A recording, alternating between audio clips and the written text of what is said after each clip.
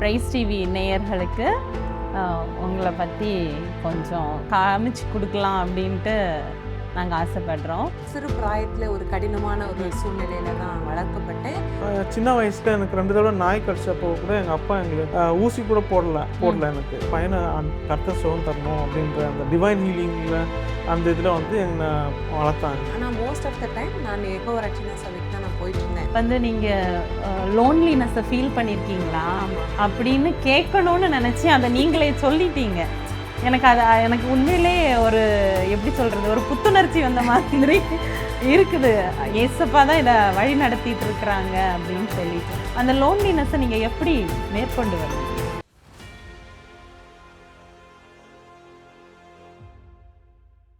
Price the Lord.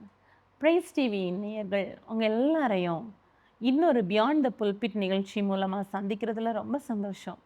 ஒரு காலத்தில் நம்முடைய நாட்டில் சரியான கல்வி அறிவு, கலாச்சார மேம்பாடு இதெல்லாம் இல்லாமல் இருந்த டைம் இருந்துச்சு. அப்போ தான் தேவனுடைய மனுஷங்க வேறு நாடுகள்லேருந்து, மேலை நாடுகள்லேருந்து நம்மை தேடி வந்தாங்க. தேவ அன்பை நமக்கு கொடுத்தாங்க, நம்மளை தேவ பிள்ளைகளாக மாற்றினாங்க. அதன் விளைவாக நம்ம கல்வி அறிவை உடையவர்களாகவும் கலாச்சார மேம்பாடு உடையவர்களாகவும் மாறினோம் இல்லையா? அதே மாதிரி தான் இந்த நாட்களில் நம்முடைய தேசத்தில் இருந்து சவுத் ஆஃப்ரிக்கா தேசத்துக்கு மிஷனரியாக சென்று அங்குள்ள நலிவடைந்த மக்கள் மத்தியில் ஊழியத்தை செய்து வருகிற பாஸ்டர் இம்மானுவேல் தேவனேசன் மற்றும் சுஜா இம்மானுவேல் அவர்களை உங்களுக்கு இன்ட்ரடியூஸ் பண்ணலான்னு நினைக்கிறோம். Real talk, real faith with our dearest pastor family. Praise Lord அண்ணா. பிரைஸ் லார்ட் அக்கா. எப்படி இருக்கீங்க ரெண்டு பேரும்?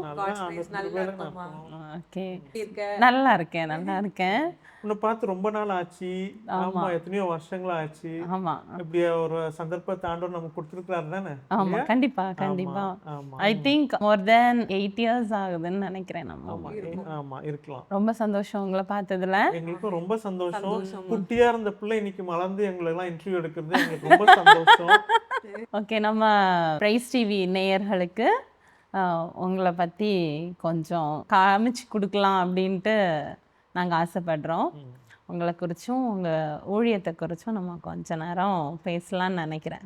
ஃபஸ்ட்டு உங்களோட சைல்ட்ஹுட் பற்றி தெரிஞ்சுக்கணும் அப்படின்னு நினைக்கிறேன். நான் 2 பேரில் யாராவது ஒரு ஆள் சொல்லலாம், உங்களோட சைல்ட்ஹுட் எப்படி இருந்துச்சு? என்னுடைய சைல்ட்ஹுட்னு பார்க்கும்போது நான் பிறந்து வளர்ந்தது எல்லாமே நாகர்கோயிலில் ஆலங்கோட்டை பக்கத்தில் இருக்கக்கூடிய கல்லுக்கட்டின்ற கிராமத்தில் தான். நான் யெகோவா ரட்சணை சபையில் தான் பிறந்து வளர்க்கப்பட்டேன். என்னுடைய சிறு பிராயத்தை பற்றி நான் பேசணுன்னா, என்னுடைய சாட்சியை குறித்து நான் சுருக்கமாக சொல்லணும் அப்படின்னா, நான் வந்து என்னுடைய அம்மாவினால் வளர்க்கப்பட்டேன். என்னுடைய அம்மா சகோதரிகளால் நான் வளர்க்கப்பட்டேன். ஏன்னா என்னோடய அம்மா வந்து ஒரு மனநிலை பாதிக்கப்பட்டவங்களாக இருந்தாங்க. அப்பா அதனால் அவங்கள விட்டுட்டு போயிட்டதுனால ஒரு சிறு பிராயத்தில் ஒரு கடினமான ஒரு சூழ்நிலையில தான் வளர்க்கப்பட்டேன். ஆனால் என்னுடைய அம்மா, என்னுடைய மாமா, எனக்கு 3 மாமாங்க இருந்தாங்க. மாமா, என்னுடைய பெரியம்மா, பெரியப்பா, சித்திங்க, சித்தப்பா, இவங்க எல்லாருமே சேர்ந்து என்னை ஒரு பயபக்தியாக வளர்த்தாங்க. இன்னும் சொல்லப்போனால் சர்ச் தான் எனக்கு ஒரு அவுட்லெட்டே. சர்ச்சுக்கு வரும்போது தான் எனக்கு வந்து ஒரு மனசுக்கு ஒரு சந்தோஷமான ஒரு இடமே எனக்கு சர்ச் தான். அப்படி சிறு பிராயத்திலிருந்தே ஆண்டவருக்குள்ளே வளர்றதுக்கான ஒரு சூழ்நிலையாக அமைஞ்சுது. ஆனால் ஒரு கடினமான சூழ்நிலையில தான் நான் வளர்க்கப்பட்டேன். ஓகே, உங்களோட க்ளோஸ் ரிலேட்டிவ்ஸ் எல்லாரும் சேர்ந்து உங்களை வளர்த்தாங்க அப்படின்னு சொன்னீங்க இல்லையா? அப்போது அவங்க பயபக்தியாக உங்களை வளர்க்கும்போது நீங்கள் எப்படி அது ஃபீல் பண்ணீங்க? ஃபார் எக்ஸாம்பிள் பைபிள் படி, ப்ரேயர் பண்ணு, சர்ச்சுக்கு போ அப்படின்னு சொல்லும்போது அந்த சின்ன வயசில் அது எப்படி உங்களுக்கு இருந்துச்சு? என்னுடைய சிறு பிராயத்தில் எங்களுடைய வீட்டில் என்னோட அம்மாவுடைய கூட பிறந்த சகோதரிகளில் என்னோட 2 மாமா சிஎஸ்ஐயில் அங்கத்தினர்களாக இருந்தாங்க. அப்போது சில சமயம் அவங்க சிஎஸ்ஐக்கு வரும்படி என்னை வற்புறுத்துவாங்க. சில நேரங்களில் என்னுடைய அம்மச்சி வந்து யெகோவா ரட்சணை சபையில் போகிறதுனால அங்கே போகும்படி சொல்லுவாங்க. அப்போது 2 இடத்துலையும் நான் மாறி மாறி போகிறது உண்டு. ஆனால் மோஸ்ட் ஆஃப் த டைம் நான் யெகோவா ரட்சணை சபைக்கு தான் நான் போயிட்டுருந்தேன். ஆனால் சபைக்கு வரும்போது நம்மளுக்கு அங்கே சண்டே ஸ்கூல் மெசேஜ் இப்படி ஒரு ஒரு பாரம்பரியத்தில் நம்ம வளர்ந்ததுனால ஆட்டோமேட்டிக்காக மெமரி வைஸ் படிக்கணும், பைபிள் படிக்கணும் அப்படின்ற ஒரு உபதேசத்தில் வளர்ந்ததுனால அது தானாகவே அது வளர்ந்துருச்சு. ஆனால் என்னுடைய வீட்டில் பார்க்கும்போது என்னுடைய சித்திங்க அல்லது என்னுடைய அம்மச்சி பைபிள் படி ஜெபம் பண்ணணும் அப்படின்னு சொல்லும்போது எனக்கு முதல்ல அது வந்து ஒரு என்ன சொல்றது, ஒரு சடங்கு மாதிரி தான் தெரிஞ்சுது. ஏதோ நம்ம பண்ணணும், அவங்க சொல்றாங்க நம்ம செய்யலாம் அப்படின்ற மாதிரி தான் இருந்தது. ஆனா நாட்கள் போக போக தான் அது தெரிஞ்சது எனக்கு அதுல தான் உண்மையாகவே ஏதோ ஒரு விஷயம் இருக்கு. அது முழுவதுமா எனக்கு புரியலைன்னா கூட என்னுடைய சூழ்நிலையில் நடுவில் அந்த வேத வாசிப்பு ஜெபம்ன்றது எனக்கு ஒரு பெரிய ஆறுதலை தந்ததுனால அது தொடர்ந்து அந்த அந்த பழக்க வழக்கத்துக்கு என்ன நான் ஆளாக்கிக்கிட்டேன். மற்றபடி எனக்கு அது தொடக்கத்துல ரொம்ப கடினமா தான் இருந்தது. ஒரு ஆஸ் அ கிட்டா அது வந்து நம்ம ஏதோ ஒண்ணு திணிக்கிற மாதிரி ஆமா இருக்கும் இல்லையா? ஆமா ஆமா பெரியவங்களுக்கு நீங்க கீழ்ப்படிஞ்சதுனால ஆமா சின்ன வயசுல இருந்தே அது வந்து உங்களுக்கு பழக்கமாச்சுது, அது உங்களுடைய வாழ்க்கையாச்சுது. ஆமா கரெக்டாக்கா? உண்மைதான் உண்மை. ஓகே அண்ணா, உங்களோட சைல்ட்ஹுட் எப்படி இருந்துச்சு? என்னோட சைல்ட்ஹுட் வந்து என்னன்னா, நாங்கள் வந்து ஒரு பெந்தேகோஸ்த ஃபேமிலியில் தான் வளர்ந்தோம். எங்கள் அப்பா வந்து ஆரம்பத்தில் அவர் கல்யாணம் நான் பிறக்கிறதுக்கு முன்னாடி கிருபாசனத்தில் இருந்தாங்க. அப்புறம் அதுக்கு என்ன ஆச்சுன்னா அவங்க சிபிஎம் போக ஆரம்பிச்சிட்டாங்க. அப்போது நான் எனக்கு நினைவு தெரிஞ்ச வரைக்கும் நான் சிபிஎம்மில் தான் பிறந்து எங்களை வளர்த்துனார் எங்கள் அப்பா. சரி சரி. ஸோ அதில் என்னன்னா காலையில் 4 மணிக்கு ப்ரைஸிங் எங்களுக்கு இருக்கும். 4 மணிக்கெலாம் எழும்பலன்னா மூஞ்சில் தண்ணி ஊற்றுவார். ஆமாம். ஸோ அந்த ஜெபத்தில் உட்காரணும், உட்காந்துட்டு வேத வாசிப்பு அது எல்லாமே இருக்கும். ஓகேவா? ஸோ ரொம்ப ஸ்ட்ரிக்டாக தான் வளர்த்தாங்க. அதோட என்ன ரொம்ப கொஞ்சம் என்ன சொல்கிறது, லைக் ரொம்ப எக்ஸ்ட்ரீம் ஒரு ஸ்பிரிச்சுவல் இதுன்னு வரும்போது தெய்வீக சுகத்தில் தான் இருக்கணுன்ற மாதிரி எங்களை வளர்த்தாங்க. ஸோ சின்ன வயசில் எனக்கு 2 தடவை நாய் கடிச்சப்போ கூட எங்கள் அப்பா எங்களுக்கு ஊசி கூட போடல எனக்கு. பையனை கர்த்தர் சுகம் தரணும் அப்படின்ற அந்த டிவைன் ஹீலிங்கில் அந்த இதில் வந்து என்னை வளர்த்தாங்க. ஸோ உங்களுக்கு ஹாஸ்பிட்டல் போய் சின்ன வயசுல பழக்கமே இல்லை? பழக்கம் இல்லை சின்ன வயசில் எனக்கு நிலவு தெரிஞ்ச வரைக்கும். ஓகேவா? ஸோ அப்படி தான் என்னை வந்து ரொம்ப கண்டிப்பாக வளர்த்தாங்க. அப்புறம் எதுனாலும் என்டர்டெயின்மெண்ட்டுன்னு சொன்னால் எங்களுக்கு சர்ச் தான். ஓகே. ஸோ எதுனாலும் நாங்கள் சர்ச்சில் தான் போயிருப்போம். அப்போது அடையாரில் தான் சென்னையில் இருக்கிற அடையாரில் தான் அப்போது ஹெட் குவார்ட்டர்ஸாக இருந்துச்சு. அப்போது நாங்கள் சின்ன பிள்ளைங்க எல்லா இதுக்கும் அங்கே தான் போயிருப்போம். ஸோ நாங்கள் வந்து வளர்ந்த விதமே இப்படி தான் எங்கள் அப்பா எங்களை வளர்த்துனார். எதுனாலும் ஒரு வேளை நாங்கள் மார்க் கம்மியாக இருந்தால் கூட எனக்கு என் ப்ரோக்ரஸ் ரிப்போர்ட்டில் அப்பா சைன் பண்ண மாட்டார். நீ போய் ஃபெய்த்தமில் போய் பாஸ்டர்கிட்ட போய் வாங்கின்னு வாங்குவார். அவர்கிட்ட போனால் அவர் என்ன முழங்கால் போட வச்சு ஏன் அப்படி மார்க் எடுத்த அது 4000 கேள்வி கேட்டு அப்புறமா தான் பிரதர் ஜூனட் நீங்கள் உங்கள் பையனுக்கு சைன் பண்ணி கொடுங்க, நெக்ஸ்ட் டைம் நல்லா பண்ணுவான். அவர் ஜோம் பண்ணி அனுப்புவார். அடுத்த மாதமும் அதே மார்க் தான் வரும் எனக்கு. அப்படி தான் நான் வந்தேன். அப்படி தான் என்னென்னா எங்களுக்கு வந்து அந்த ஸ்பிரிச்சுவல் கவரிங்கிற இதை வந்து எங்கள் அப்பா எங்களுக்கு நிறைய கொடுத்தாரு.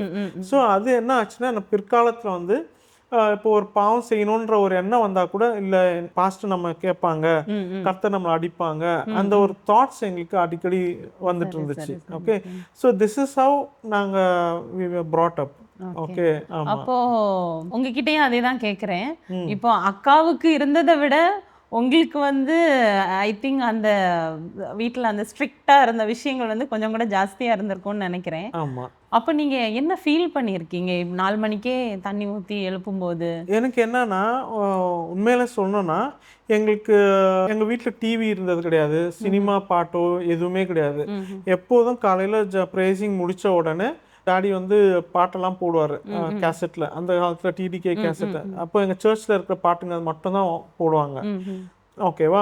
ஸோ எங்களுக்கு அதையே கேட்டு இருந்ததுனால ஸோ என்னோட தாட்ஸ் வந்து எப்படி ஆச்சுன்னா நான் கூட இந்த பாஸ்டர் மாதிரி நானும் பிரசங்கம் பண்ணணும், இப்படி தான் நான் இருக்கணும். நான் ஸ்கூலுக்கு போய் என்னை பெஞ்சில் நிற்க வச்சா கூட பாஸ்டர் மாதிரி நிற்பேன் அப்படி. ஓகே. என்னோட இது ஏன்னா எங்களோட ஆக்ஷன் எல்லாம் உள்வாங்கினது எல்லாமே என்னன்னா இவங்கள மாதிரி பாஸ்டர் மாதிரி நான் வரணும். அப்போ நாங்கள் ஜிப்பா போட்டுக்கிறது அது மாதிரி எங்கள் அப்பா ஷர்ட் எல்லாம் போட்டு. ஸோ எங்களுக்கு வேற என்டர்டெயின்மெண்ட்டே கிடையாது. ஃபுல் அண்ட் ஃபுல் வந்து என்னன்னா என்னோட பாடி மைண்ட் சோல் எல்லாமே அந்த அசோசியேட்டட் டு தட் ஸ்பிரிச்சுவாலிட்டின்ற இதில் இருந்தது. ஓகே. ஸோ அதனால எங்களுக்கு வந்து வேற எதுவுமே நாங்கள் போகிறதில்ல. இப்போ எங்கள் சம்டைம்ஸ் நான் ஸ்டாண்டர்ட் படிக்கும்போது சினிமா தேட்டருக்கு படத்துக்கு கூட்டின்னு போகணும்னு சொன்னாங்க. ஓகே, அது பியூட்டிஃபுல் பீப்புள்னு சொல்லிட்டு சின்ன பிள்ளைங்க பார்க்குது. அங்கே எங்கள் அப்பா அது கூட எனக்கு அலோ பண்ணல. ஓகே, ஸோ அதனால எங்களுக்கு அதை பற்றி வேற ஒன்றுமே தெரில எங்களுக்கு அந்த வயசில். ஸோ சர்ச் விட்டா வீட்டில் ப்ரேயரு அது இது மட்டும். அப்படிதான் நான் என்னையும் என் தங்கச்சியும் எங்கள் அப்பா வளர்த்தாங்க, அம்மாவும் அப்பாவும். அப்போ இப்படி நீங்க வளர்க்கப்பட்டது உங்க லைஃபுக்கு எந்த அளவு பிரயோஜனமா இருந்துச்சுன்னு நீங்க நினைக்கிறீங்க? ஏன்னா இப்போ நான் நல்ல கேள்வி அது. இப்போது அது மாதிரி நான் வளர்ந்ததுனால என்ன ஆச்சுன்னா, எனக்கு என்ன சொல்கிறது, ஒரு காரியம் எனக்கு வந்து சம்டைம்ஸ் ஒரு கட்டத்தில் வந்து என்ன ஆச்சுன்னா, நான் வாலிபனாக வளர்ந்தபோது என்னை வந்து என் கூட இருந்த சர்ச் பசங்க வந்து ஒரு சுச்சுவேஷனில் என்ன பண்ணாங்க, இம்மானுவேல் நம்ம எல்லாரும் ஒரு சினிமாவுக்கு போகலாம், நீ ரொம்ப டிப்ரெஸ்டாக இருக்கிற அப்படின்னு சொல்லிட்டு என்னை வந்து ஒரு 18வது வயசில் என்னை சினிமாவுக்கு கூட்டின்னு போயிட்டாங்க. அதான் ஃபஸ்ட்டு டைம் சினிமா தேட்டருக்குள்ளே போனது. ஓகேவா? அப்போது போன உடனே எனக்கு என்ன ஆச்சுன்னா, நான் கண்ண முடியும்னு சோத்துறோன்னு சொல்லியிருந்தேன். பசங்களுக்கு என் ஃப்ரெண்ட்ஸுங்களுக்குலாம் கோவம் வந்துடுச்சு. அப்போ கோவம் வந்துட்டு, பாடுறா மரியாதையாக பார்க்குறியா இல்லையா அப்படின்னு சொன்னானுங்க. அப்புறம் சரி இவங்களுக்காக இது பண்ணிட்டோன்னா, திடீர்னு அந்த இன்டர்வல் டைமில் வந்து எனக்கு ஒரு வசனம் ஞாபகம் வந்துச்சு. ஆகாமிய கூடாரத்தில் இருக்கிறதை பார்க்கலும் கர்த்தருடைய ஆலயத்தின் வாசலில் இருப்பதே நல்லதுன்னு தாவீது சொல்கிறாரு. எனக்கு அந்த வசனம் வந்தோன்னா எனக்கு ரொம்ப பிரிக் ஆயிடுச்சு.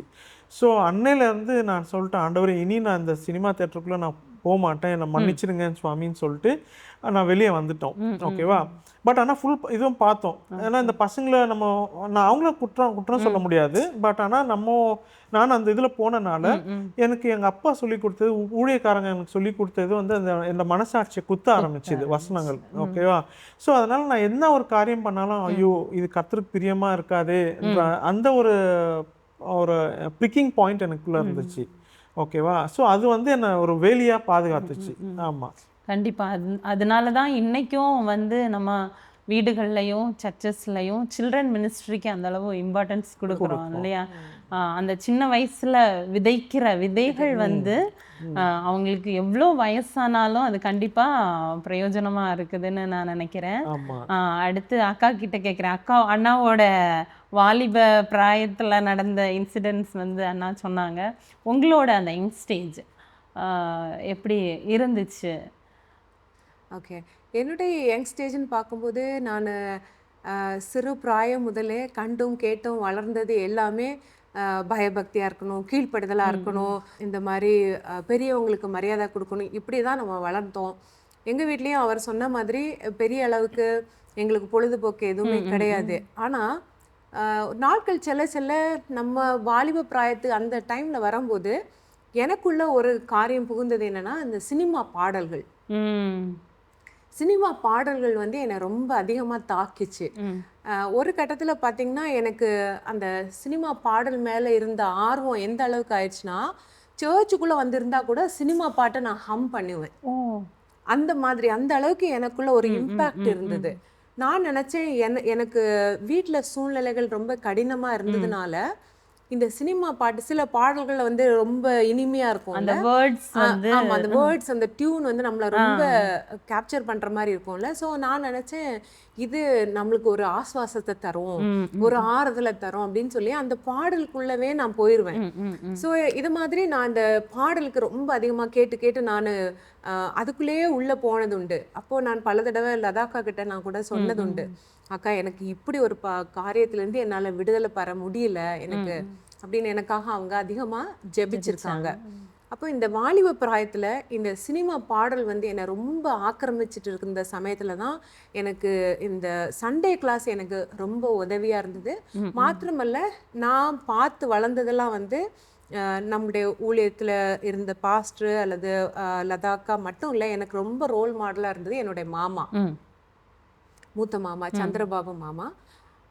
அவருடைய அவர் தான் எனக்கு ரோல் மாடல். என்னோட ஸ்பிரிச்சுவல் லைஃபுக்கு அவர் ஒரு ரோல் மாடல். அதாவது ஒரு மனுஷன் வந்து சாட்சியா எப்படி ஜீவிக்கணும் அப்படின்றதுக்கு அவர் தான் எனக்கு ஒரு ரோல் மாடல். அப்போ அவரை நான் பார்த்து வளர்ந்துருக்கேன். அப்போ அவர்கிட்ட நான் பார்ப்பேன், அவர் இந்த மாதிரி சினிமா பாடல் கேட்கறதையோ, அவர் வாயிலேருந்து இந்த மாதிரி வார்த்தைகள் கெட்ட வார்த்தைகள் வர்றதையோ, இந்த மாதிரி சினிமா பார்க்கறதையோ நான் ஒரு நாள் நான் பார்த்ததே இல்லை. அப்போ எனக்கு அவரை பார்க்கும்போது எனக்கு ஒரு பயமா இருக்கும். ஆண்டவரே நான் இந்த மாதிரி செய்றேன், என்னுடைய மாமா தெரிஞ்சா அவர் வருத்தப்படுவாரு, இந்த மாதிரி நான் யோசிச்சிருக்கேன். அதே நேரத்துல என்னுடைய இருதயத்துல என்னுடைய மனசாட்சிக்கு அது குத்தும். ஏன்னா ஆண்டவர் என்கிட்ட தொடர்ந்து பேசிட்டே இருப்பாரு, நான் செய்யறது தவறு அப்படின்னு. ஆண்டவர் வசனத்தின் மூலமாக அதிகமா என்னோடு கூட இடைப்படுவாரு. ஆனால் என்னுடைய அந்த வாலிப பிராயத்துல இந்த காரியம் வந்து என்னை ரொம்ப அடிமைப்படுத்துச்சு. ஆனா நாட்கள் சில சில ஆண்டவர் என்னை உடைச்சாரு, அதிகமா என்னை உடைச்சாரு. ஏன்னா என்னுடைய பாதை அந்த மாதிரி இருந்தது.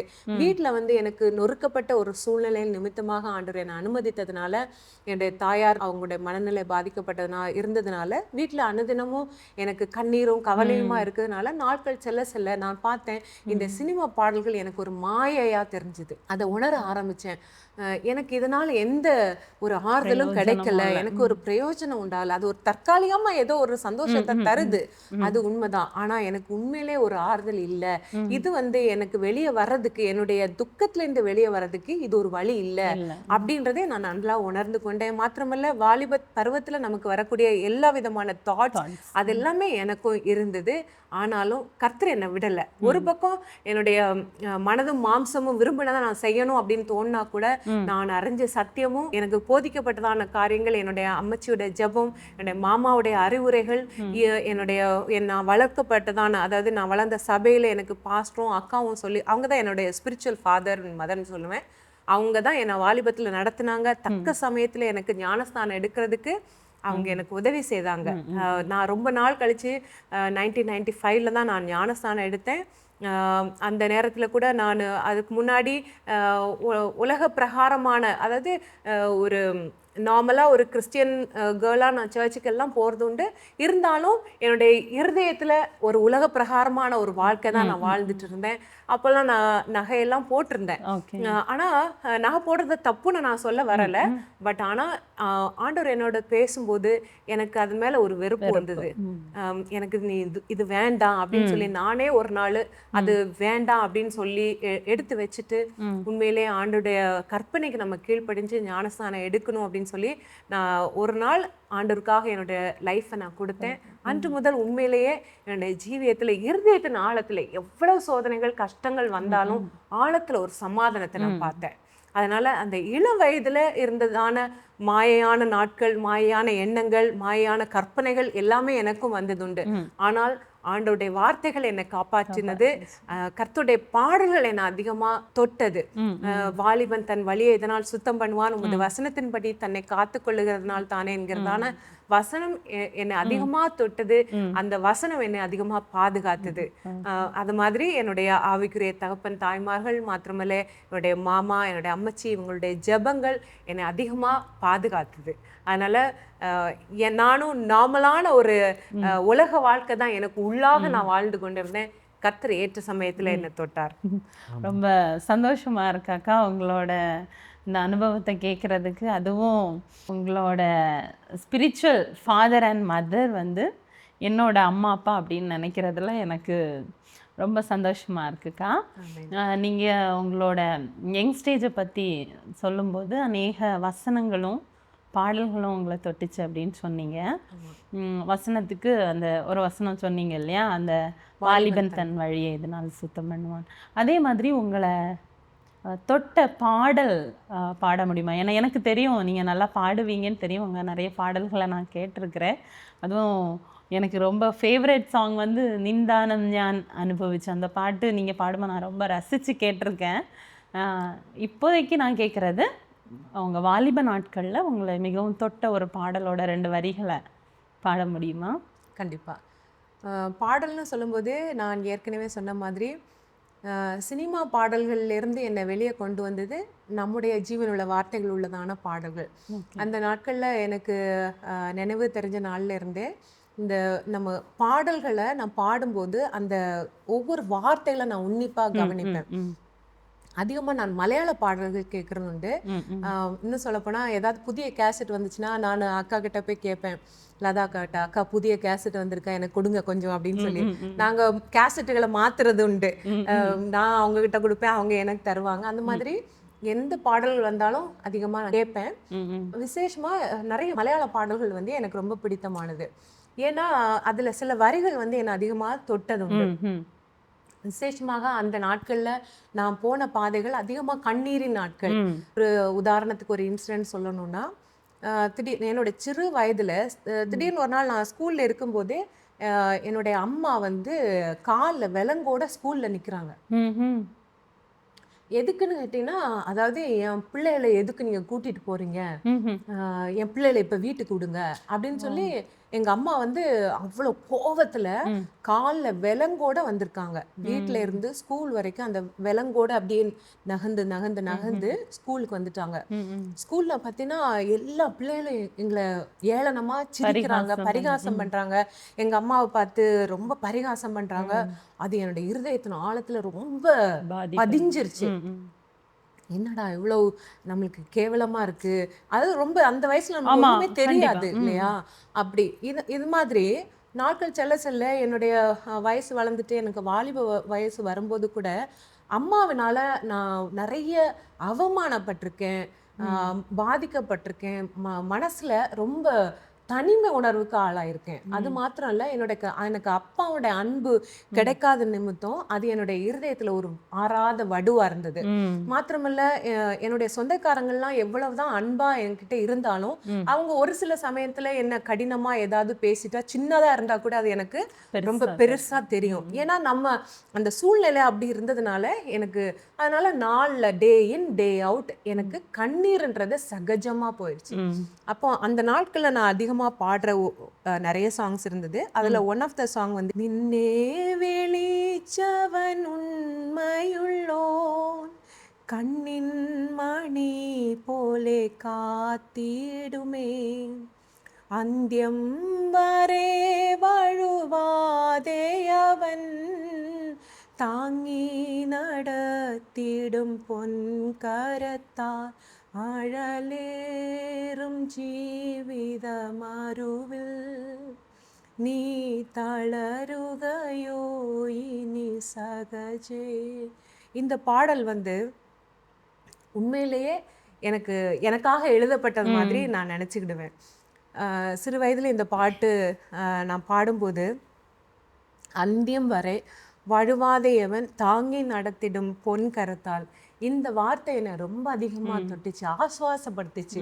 எனக்கு ஒருவேளை சூழ்நிலைகள் எல்லாம் எதிர்மறையா இருந்தா கூட பரவாயில்ல, என்னை தாங்குறதான ஒரு கர்த்தர் கடைசி வரை அவர் வந்து உன்னை கைவிடாம உன்னை நடத்துவாரு அப்படின்றது எனக்கு ரொம்ப அதிகமா எனக்கு ஒரு ஆறுதலை கொடுத்துச்சு. இப்படி பல பாடல்கள் உண்டு, அதுல ஒண்ணுதான் இது. உண்மைதான் அக்கா. இந்த பாடலோட பின்னணியத்தை குறித்து நான் படிச்சிருக்கிறேன். அதுலயும் அந்த பாடலை எழுதின தெய்வ மனுஷன் பயங்கரமான ஒரு கடினமான சூழ்நிலைமையில தன்னுடைய மனைவியை பார்த்து மனைவியை ஆறுதல் படுத்தி பாடின பாடல்னு நான் அதை முட்டன் கி வர்கீஸ் பாஸ்டர் அது நான் கேள்விப்பட்டிருக்கேன். அந்த பாட்டு உங்களுடைய கடினமான சூழ்நிலைமையில உங்களை தூக்கி விட்டுச்சுன்னு தெரியும் போதுதான் ஒன்று நம்மளால ரியலைஸ் பண்ண முடியுது, நம்ம லைஃப்ல ஆண்டவர் அனுமதிக்கிற கஷ்டங்கள் நம்மளை உடைத்து உருவாக்குகிறதுக்காக மட்டும் இல்லை, இதே போல உடைக்கப்பட்டிருக்கிறவர்களை தட்டி எழுப்புறதற்காகவும் உருவாக்குறதற்காகவும் தான். கண்டிப்பா அதை வந்து என்னால் உணர முடியுது. இன்னொன்று, நம்ம இந்த டாக் ஷோ வந்து உண்மையிலேயே ஆண்டவருடைய சித்தத்தின்படியும் அவருடைய பிரசன்னத்துக்கு கீழேயும் தான் போயிட்டுருக்குங்கிறத என்னால் ஃபீல் பண்ண முடியுது. பிகாஸ் நெக்ஸ்ட் நான் அக்கா கிட்ட வந்து நீங்கள் லோன்லினஸை ஃபீல் பண்ணியிருக்கீங்களா அப்படின்னு கேட்கணும்னு நினச்சி அதை நீங்களே சொல்லிட்டீங்க. எனக்கு உண்மையிலே ஒரு எப்படி சொல்கிறது, ஒரு புத்துணர்ச்சி வந்த மாதிரி இருக்குது. ஏசப்பா தான் இதை வழி நடத்திட்டு இருக்கிறாங்க அப்படின்னு சொல்லிட்டு அந்த லோன்லினஸை நீங்கள் எப்படி மேற்கொண்டு வந்து? அதுதான் உண்மையிலே எனக்கு ஒரு கடினமானதாக இருந்தது. எல்லாவற்றை காட்டிலும் லோன்லினஸ் என்னை ரொம்ப கொடுமைப்படுத்துச்சுன்னே சொல்லலாம். ஏன்னா என்னோட வீடோட அமைப்பும் அப்படி இருந்தது. ஒரு தோப்புக்கு நடுவில் ஒரே ஒரு வீடு, அக்கம் பக்கம் அப்படின்றது கூட யாருமே கிடையாது. இன்னொன்று, அப்படி பக்கத்து வீட்டில் போய் பேசலான்னு என்னோட கொஞ்சம் தள்ளி என்னோட ஃப்ரெண்டோட வீடு இருந்தது. அங்கெல்லாம் போகிறதுக்கே என்னுடைய 2வது மாமா அனுமதிக்க மாட்டாங்க. அதனால் லோன்லினஸ் என்ன காலையிலேருந்து நைட் வரைக்கும் என்னை வாட்டுன்னே சொல்லலாம். அது மட்டும் இல்லை, என்னோட அம்மாவோட அம்மா அவங்க கிட்ட கொஞ்ச நேரம் பேசினேன். ஆனால் அவங்க மோஸ்ட் ஆஃப் த டைம் அவங்களோட கண்ணிலேருந்து கண்ணீர் தான் நான் பார்ப்பேன். தனிமைன்னு சொல்லும்போது எனக்கு சிறு வயதில் நான் ரொம்ப தனிமைப்பட்டிருக்கேன். ஏன்னா ஸ்கூலுக்கு போயிட்டு நான் வீட்டுக்கு வரும்போது அனுதினமும் நான் நினைக்கிறது உண்டு, ஐயோ நான் இப்போ ஒரு சிறைக்குள்ளே போகிறேன். சாயந்தரம் எல்லாரும் பிள்ளைங்கள்லாம் ஸ்கூலுக்கு போயிட்டு வீட்டுக்கு போனால் ஜாலியாக போவாங்கல்ல, ஆனால் எனக்கு அது தலைகீழாக இருக்கும். ஐயோ நான் இப்போ ஒரு சிறைக்குள்ளே போகிறேன். அதாவது அங்கே இருக்கிறவங்க சிறையில் நடத்துகிறாங்க அப்படின்ற முறையில் இல்லை, எனக்கு அது வந்து ஒரு சிறை மாதிரி எனக்கு மைண்டில் அப்படி பதிவாயிடுச்சு. ஏன்னா உள்ளே போனால் நம்மளுக்கு கஷ்டம் மட்டும்தான் வெளியே தெரியும். அதனால சாயந்தரம் பெல்ல அடிச்சிச்சுன்னா ஸ்கூல்லேருந்து நடந்து தான் வீட்டுக்கு போகணும். நான் நடந்து வீட்டுக்கிட்ட வர வரைக்கும் கிட்ட வர வர வர மனசு பட பட பட படன்னு இருக்கும். டெய்லி இதுதான் நடக்கும். அது மட்டும் இல்லை, எங்கேயாவது நான் வெளியே போனேன், சர்ச்சுக்கு வந்தா அக்கா கிட்டலாம் நல்லா ஜாலியாக சந்தோஷமா இருப்பேன். ஆனால் வீட்டுக்கு போகணும் அப்படின்னாலே எனக்கு அந்த தனிமை பயம் ஒரு பக்கம், தனிமை ஒரு பக்கம், அப்படியே என் கண்ணு முன்னாடி இருள் தான் தெரியும். அந்த மாதிரி இருக்கும். ஏன்னா நான் என் மைண்ட்ல என்ன நினைப்பேன் அப்படின்னா, இந்த தனிமை நம்மளுக்கு எப்போ மாறும்? இப்போ வந்து அம்மா இப்படி இருக்காங்க, அம்மச்சி வயசாயிட்டே இருக்காங்க, அவங்க கிட்டே நான் வந்து ஃப்ரெண்ட்லி எதுவும் பேச முடியாது. என்னுடைய இருதயத்துல என்னென்ன தோணுதோ அது எல்லாத்தையும் நான் கொட்ட முடியாது. ஏன்னா அவங்களே அழுதுட்டு இருக்காங்க, எப்போ பார்த்தாலும் அழுதுவாங்க, ஜெபிப்பாங்க, அழுவாங்க. என் பிள்ளையோட நிலைமை இப்படி ஆயிடுச்சு அப்படின்னு சொல்லி அழுவாங்க. பாதி நேரம் எங்க அம்மாவை தேடிட்டே இருப்பாங்க, லீலா லீலான்னு கூப்பிட்டுட்டே இருப்பாங்க. நடுராத்திரி 12 மணி, 1 மணி, 2 மணிக்கெல்லாம் எழும்பி தேடுவாங்க, அம்மா இருக்க மாட்டாங்க. அப்புறம் அந்த காலத்துல இந்த ஓலையில சூட்டுக்குன்னு சொல்லுவாங்க தெரியுமா, அந்த அதுல தீய கொளுத்தி, அப்புறம் லைட்லாம் இருக்காதுல்ல, அதுல தீய கொளுத்தி நைட்லாம் இந்த ஃபுல்லா தென்னந்தோப்புல நானும் எங்க அம்மச்சியும் போவோம். அந்த மாதிரி ஒரு சூழ்நிலையில அம்மச்சியோட இருதயம் எப்படி இருக்கும்? எப்பவுமே ஒரு நொறுங்கின மாதிரி தான் இருக்கும்.